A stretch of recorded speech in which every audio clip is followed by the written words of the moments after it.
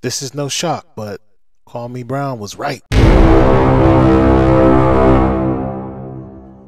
I looked at a video of Carcino when he showed LeBron watching the stat sheet on the bench, and I looked at Russell Wilson. I looked at his Westbrook. I looked at his face as he looked at a man watching the stat sheet in the middle of the game. And when I saw Brother LeBron watching the stat sheet, that told me all I needed to know on why the Lakers are losing. That told me all I needed to know why that team is not connected on defense. Because I played since Little League, since high school, and all the high school coaches around the world can attest to this. They would never, high school, college, whatever, they would never allow a player to watch a stat sheet on a bench, especially while they're losing. What is that stat sheet teaching you? It's not teaching you anything. I used to make sure if we lost a game, I wouldn't let nobody on our bus touch a stat sheet. We lost. What the fuck are we looking at the stats for? So for LeBron to be looking at a stat sheet on the bench, for all you young guys out there, I'm not taking anything away from the way he plays the basketball game. He's still great. He's still going to go down in the history as a great player. But that was the wrong message to send. That was horrible. And none of you players should ever emulate that. Because if players could discipline other players, and if coaches could discipline these superstars, which seeming to be the hardest thing to do in the world now, then he should have never been put back in the game because of that. Ain't no way in the hell. Kobe Bryant would have never done that. Matter of fact, if Kobe Bryant would have caught anybody doing that, it's on. You might get jacked up. And if the leader of the team is doing that, and then you can see videos of him standing on defense, it's like, what are you really doing? What are you really out there for? What are you really out here for at this point? Because that's not basketball. And that summed it up why the Lakers are losing, in my opinion. They're not a team. There are a bunch of guys out there that are trying to get their numbers. Because I already said it, that team could be a whole lot better of a team if everybody take less. When they put together that team in Miami with Gary Payton and all those guys down there, Antoine Walker, all of those guys respectively came from teams where they were scoring more points, where they were doing more for that individual team that they came from. All of their numbers dipped a little bit so that the other player can shine. So they're not taking sacrifices on the Lakers. LeBron is scoring a lot of points. It looks good, and that's what the media keeps telling you, but they're losing. So that ain't working. So LeBron needs to now be the true king and the true leader that he's supposed to be and say, okay, I'm not going to lead the league in scoring. I'm not going to be able to score 30 points a game and us win this way. Maybe I could score 25, 24, play better defense, get Dwight Howard and some of my big men involved so they can get a good feeling, maybe 8-8, 10-10. And then now we go into the playoffs with some players that feel good about their game. Because you're not going to win coming off screen, shooting threes for all day long. It ain't working yet. Welcome back to the channel. If you haven't already, definitely hit that like button, hit that subscribe button, and also hit that notification bell so you can see when my videos are coming out. Now, Kwame Brown has been going viral within the last year, and I really like his content. He's a really good content creator. It's something new for him. I like how he basically gets you there, then spit out the message. That's what Outkast used to do. That's what a lot of rappers do. A lot of conscious rappers, they know that if they speak the truth, like Nas, you're not going to listen, but if they get a nice beat, then you would listen to the message. So I definitely like that. Most content creators do that, you know, what they call like clout chasing and different things like that, but I digress. Now, Kwame Brown, I respect his basketball knowledge because he's been in the game for years. He played with the greats like Kobe Bryant.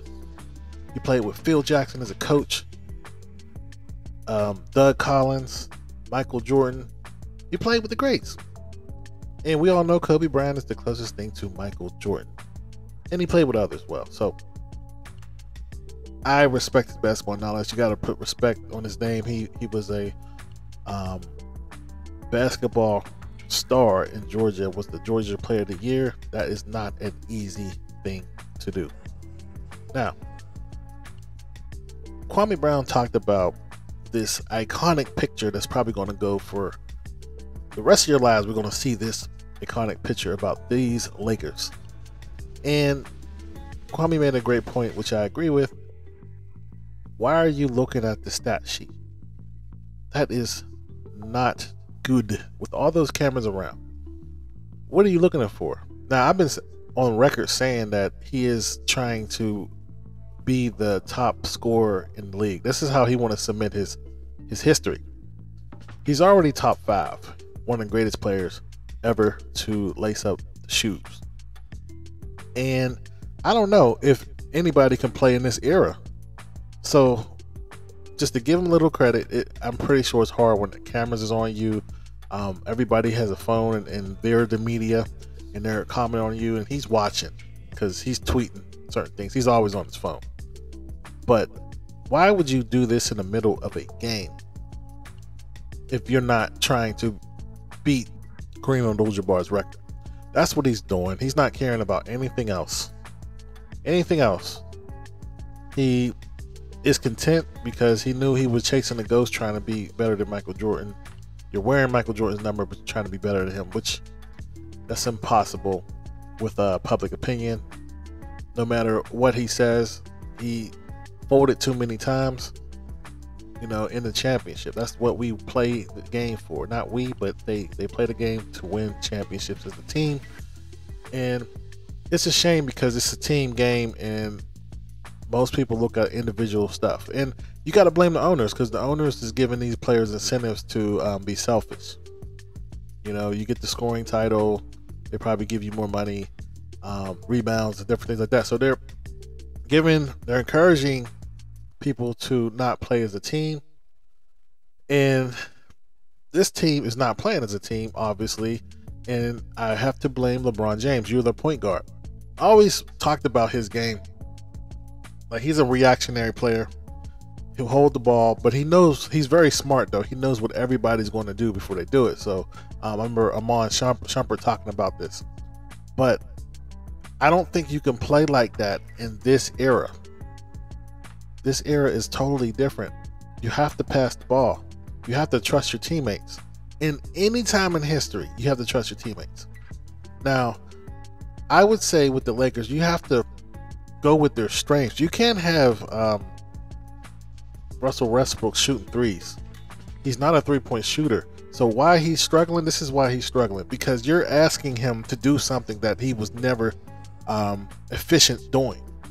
He is a hard-nosed player. He's like an Iverson. He's the old school players. He's the player of the 2000s. If he would have played with Steve Francis and Tracy McGrady, oh man, he would dominate that era because that's the type of player he is. His self-esteem is so low playing for the Lakers. This is his hometown team. He always played in small market spots, which the highlights, the cameras was not always on him like this. But this is a whole different ball game. This is LA Lakers with LeBron James. And I remember going to a basketball game watching LeBron, and LeBron didn't even come out with the team when he was playing with the Miami Heat. He came out on his own, and he had a standing ovation. Everybody's waiting for him. I went to a Detroit game, and I saw that. So LeBron is a whole different person when it comes to basketball, but LeBron is not getting his teammates involved. You could say he's not getting help. These players play well on other teams, well enough to get you to look at them, because let's be honest, LeBron co-signed all these players on his team. You can't tell me that the person who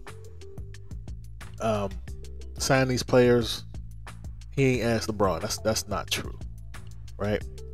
And LeBron is just not getting them involved like he should. You know, like what one thing I didn't like of what LeBron was doing in Cleveland is he will hold the ball on top of the key, and then once the shot clock gets down to 5, he would drive to the hole. If they double him, he'll kick it out. And you expect these dudes to shoot to make it. You expect these dudes to make it. You're not getting them involved. You know, Miami, you was getting them involved. Everybody was touching the ball at least twice. And so that plays into someone's psyche. If you're not getting touches, like Kwame says, and you're sitting on the bench, then you come out and they want you to play for them 10 minutes and you're cold. It ain't like baseball. Baseball, you go, you know, when they got the pitcher coming in, they're going to warm up for a little bit. You don't do that in basketball. You know, so it's a different thing. And I just think they're going to struggle for the rest of the year. And it's just not a good fit for Westbrook. I feel sorry for him because he's a really great player. And they're not using him like he should be used. They're not putting he's not being treated well there. You know, I am hard on Westbrook, but I feel sorry for him right now. And most people say, well, why do you feel sorry for a millionaire? No, it's different than that, man. We like basketball. This is what we're watching. This is what he signed up for. But I think LeBron is using his team incorrectly. And he got to get them involved if he want to make it to the playoffs. You know, him scoring 35 points don't mean crap because they're losing. So you have to change something. Maybe, like Kwame said, you have to drop your points down to 25, 27 again and get some of these people involved. You know, it's not 35 points. And another thing is maybe, just maybe, you need to score less points so you can play defense because you ain't played defense in years. There's video out there, you just standing around. I watched the games. You're not playing defense. You played defense maybe one time when you were watching DeRozan. And I remember you pinned him. And I was like, man, he can still do that. But the whole game, you're not playing defense. Now, I know that star players will elect not to play defense because they just don't want to burn themselves out. Because that's a lot of work when you're playing against a star, especially as a 37-year-old guy. But they have all these all-stars on the team. And Anthony Davis is coming back soon. And he should be the superstar of the team. He needs to get down low. Instead of shooting them threes, he's only shooting what? He's shooting a very low percentage when it comes to threes. They don't have any shooters. You got to play to your strengths, man. You might have to get to that free throw line more.